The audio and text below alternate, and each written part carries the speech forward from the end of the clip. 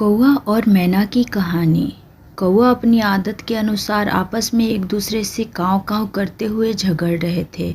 उसी समय एक मैना वहाँ आई, आम के उस पेड़ की एक डाली पर बैठ गई। मैना को देखकर सभी कौवे उसकी ओर देखने लगे।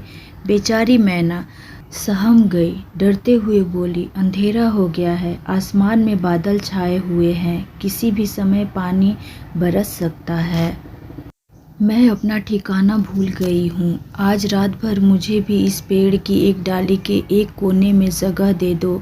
कौवा भला कब उसकी बात माने। उन्होंने कहा, यह नहीं हो सकता, यह पेड़ हमारा है, तुम इस पेड़ पर नहीं बैठ सकती हो, भागो यहाँ से। कौवा की बात सुनकर बड़े ही धीमी स्वर में मैना बोली, पेड़ तो सभी भगवान के हैं। यदि बरसात होने लगी और ओले पड़ने लगे तो भगवान ही सबको बचा सकते हैं।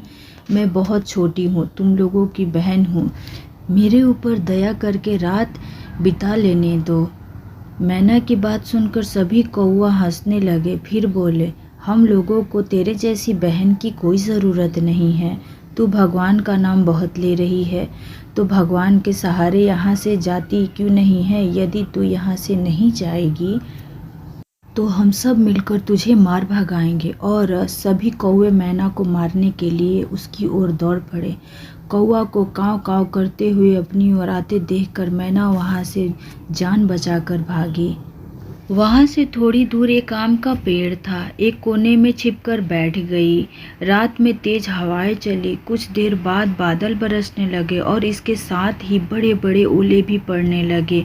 ओलों की मार से बहुत से कौवे घायल होकर जमीन पर गिरने लगे, कुछ तो मर भी गए। मैना आम के जिस पेड़ पर बैठी थी उस पेड़ की एक डाली टूट गई। आम की वह डाली अंदर से खोखली थी। डाली टूटने की वजह से डाल के अंदर के खाली स्थान में मैना छिप गई। डाल में छिप जाने की वजह से मैना को न तो हवा लगी और न ही ओले की उसका कुछ बिगाड़ पाए। वह रात भर आराम से बैठी रही। सुबह होने पर जब सूरज निकला तो मैना उससे निकली और खुशी से गाती नाचती हुई भगवान को नमस्कार किया। फिर आकाश में उड़ गई। मैना को आराम से उड़ते हुए देखकर जमीन पर पड़े घायल कौवे ने कहा, अरे मैना बहन, तुम रात को कहाँ थी? तुम्हें ओले की मार से किसने बचाया?